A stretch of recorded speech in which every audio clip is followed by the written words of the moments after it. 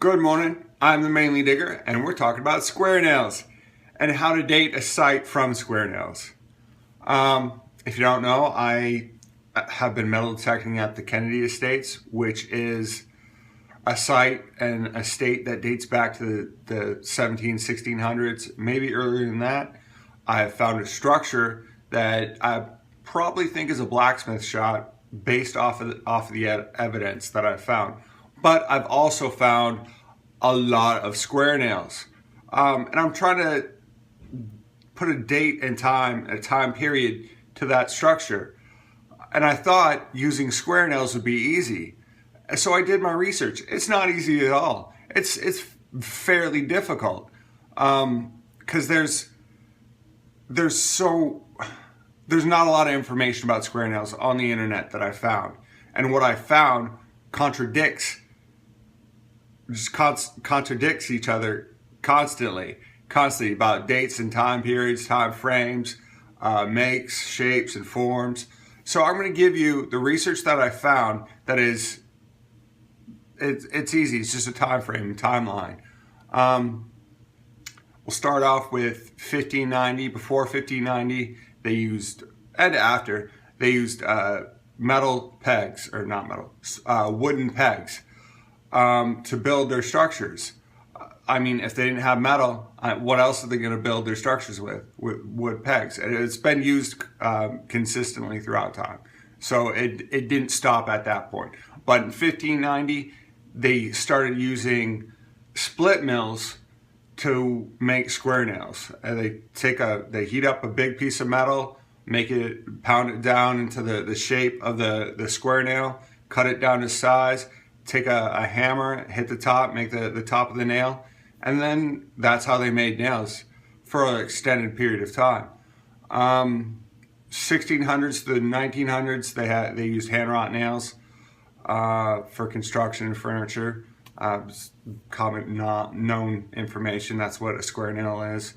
1700 or 1763, nails they were used as barter, especially in the colonies. About that time, Britain had all these colonies, and it was a great barter system. Like, we didn't have iron, or we didn't know how, especially in the United States, we didn't know how to extract iron from iron ore, or didn't know how to mine it and do it, didn't know how to do this, didn't know how to do that. So it was a big barter. It was a big trade thing. 1775, America learned how to get iron and make square nails. Also around the time of the Revolution, because we didn't have Great Britain to give us nails anymore. So we figured it out. We had to. 1790 to 1820s, North America started using machines, actual machines. The process for making nails became more formulated, and basically more machines were used to make nails, and the head of the nail was more square. That's all. More square, I guess, and less looking like a hammer hit it. 1805. I already said this. 1805, nails made completely by machine.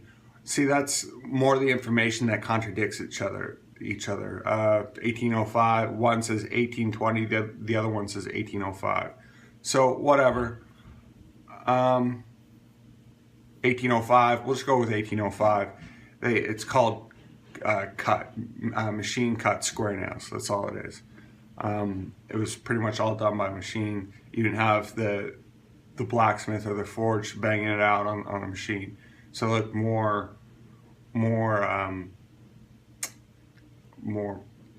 a lot nicer. The square nails look nicer.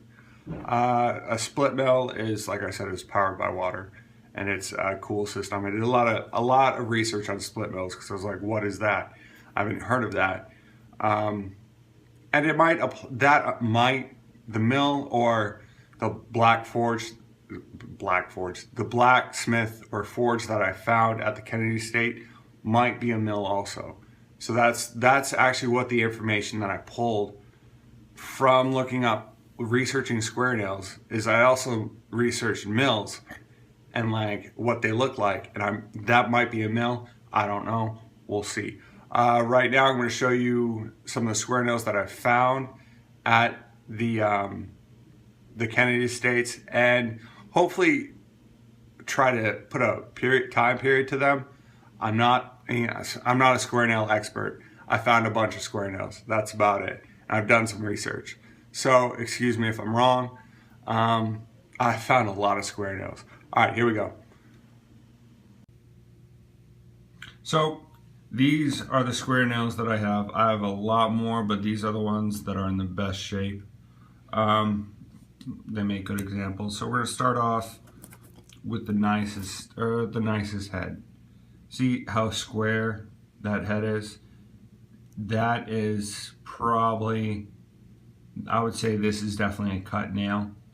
I wouldn't say it's perfect, but like you can see it doesn't look like it's well put together, and the head is important. That's the biggest part. The head is important.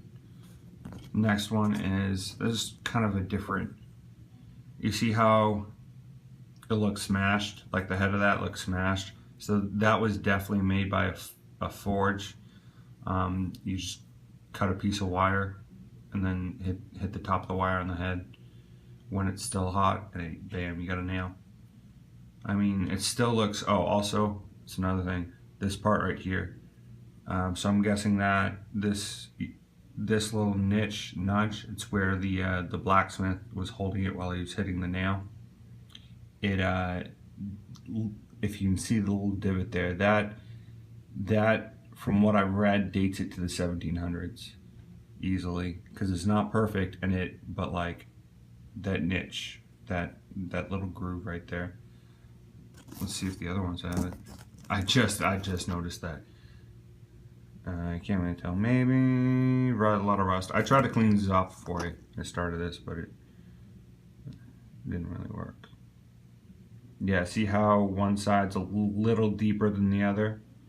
So that's 1700s, and the tops are smashed. These little ones, from what I read, are the oldest type of nail, or the oldest nail I found at the Kennedy Estates. They're not perfect. By far they're not perfect, but it's just like a wire, and it's not even it's kind of squarish, but like the head is the most important part to date nails, to put a period to the nail. And it yeah, so the head. Also a good method is, and I'll put it in my video, is the shaft. The shaft of the nail is it says pre-1800s is more square than rectangle, and 1800 and above is rectangle. But I read something somewhere else where that said that wasn't true. But yeah, those are my square nails. I'm the square nail king. The Kennedy Estates has made me the king of square nails. Like I said, they've become my pull tabs. All right, mainly dig out.